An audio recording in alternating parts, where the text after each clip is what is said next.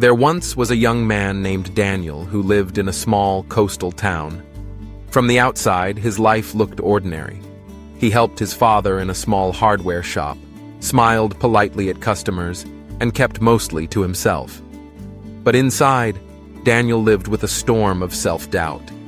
He was the kind of person who overthought every word before speaking, who practiced conversations in his mind but froze the moment someone looked him in the eye.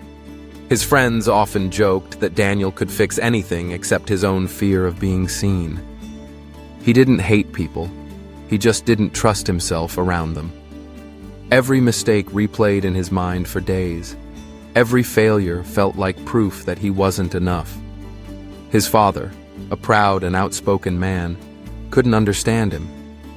"Confidence is everything," he often said. "If you can't speak up, people will walk right over you." And sometimes, that's exactly what happened. Customers would take advantage of Daniel's silence, and his father would scold him in front of everyone. Over time, Daniel's world shrank. He stopped volunteering for new tasks. He avoided attention. He learned to survive quietly, but not to live.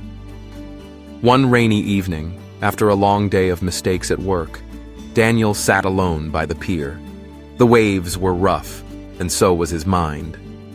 He thought about all the chances he'd wasted, all the words he'd never said. For a moment he wondered what the point of trying was.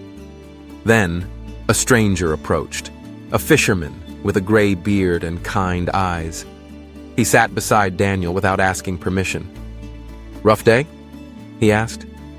Daniel nodded. "You ever feel like you're just not made for this world?" The old man smiled faintly. "Son, the world doesn't need you to be louder. It needs you to be braver." Daniel looked confused. "Brave? I'm not brave. I can't even talk to people without feeling sick." The old man handed him a small seashell. "Take this home," he said. "Tomorrow morning, I want you to go out and ask 10 strangers what they see when they look at this shell. Bring me their answers." Daniel frowned. "Why?" "Because you'll never understand people until you talk to them. And you'll never trust yourself until you realize they're just people. Same fears, same doubts." The next morning, Daniel almost backed out. His hands shook as he approached the first stranger, an elderly woman feeding birds. "Excuse me," he stammered. "What do you see when you look at this shell?" She smiled. "It reminds me of the ocean I used to swim in as a kid." He wrote that down. Then he asked another person, then another. Some ignored him, some laughed, but a few smiled and shared real stories. By the end of the day, Daniel had 10 answers and a strange sense of pride. For the first time in years, he'd spoken to people without running away. When he returned, the old man nodded. "Good. Tomorrow, you'll teach." Daniel blinked. "Teach? I'm not a teacher." The old man chuckled. "You are today.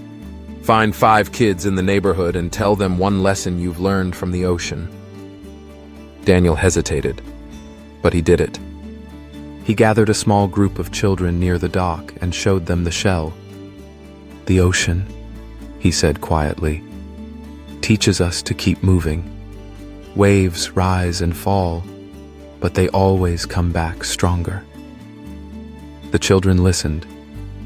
When he finished, they clapped. It wasn't loud, but to Daniel, it was thunder. Something inside him shifted. On the 3rd day, the old man said, "Now go home.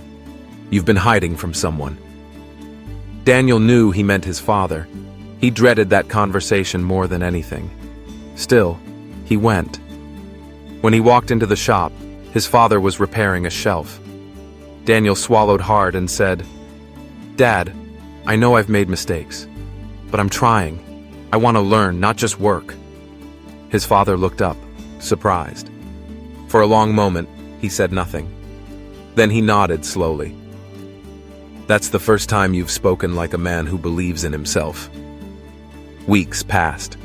Daniel started greeting customers on his own, asking questions, smiling more. The first time he made a sale by himself, his father gave him a proud slap on the shoulder. The fear was still there, but it no longer ruled him.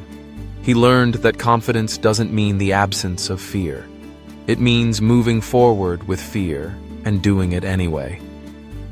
Months later, Daniel returned to the pier to thank the old man. But the fisherman was gone. Only a note remained, tucked under a stone.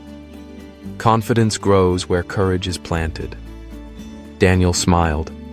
He understood now. Confidence isn't built in a single moment. It's built every time we choose not to give up on ourselves. Every time we speak up even when our voice shakes. Every time we face something that scares us and decide to try anyway. Years later, Daniel owned a thriving business. People described him as calm, kind, and sure of himself. They had no idea how much fear he had to overcome to become that man. But he never forgot the lesson that started it all. He kept the shell on his desk as a reminder that the voice of fear is always small compared to the power of belief. So, if you ever doubt yourself, remember this: nobody starts confident. Confidence isn't a gift, it's a habit. You build it one small, brave act at a time. Talk to one new person. Try one new thing. Stand up for yourself once, even if your knees shake. The more you face fear, the quieter it becomes. And someday you'll realize that the version of you who once felt weak was never broken, just waiting to be believed in.